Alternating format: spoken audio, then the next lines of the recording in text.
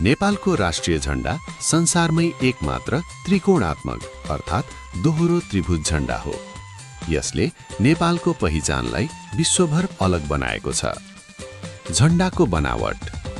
नेपालको झण्डा दुईवटा त्रिभुज मिलेर बनेको छ। यी दुई त्रिभुजले हिमाल, वीरता र साहसलाई जनाउँछन्। रातो रङ।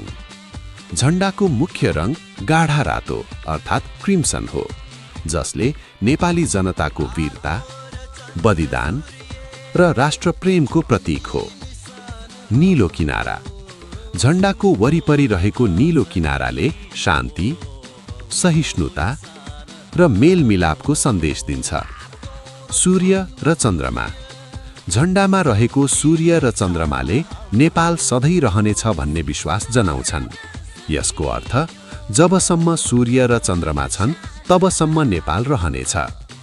ऐतिहासिक पृष्ठभूमि। नेपालको झण्डा प्राचीन समयदेखि प्रयोग हुँदै आएको भए पनि विक्रम सम्वत 2019 अर्थात् सन् 1962मा जारी भएको संविधानले यसलाई औपचारिक रूपमा राष्ट्रिय झण्डा घोषणा गर्यो। भिडियो मन परेमा लाइक, शेयर र सब्स्क्राइब गर्नुहोला।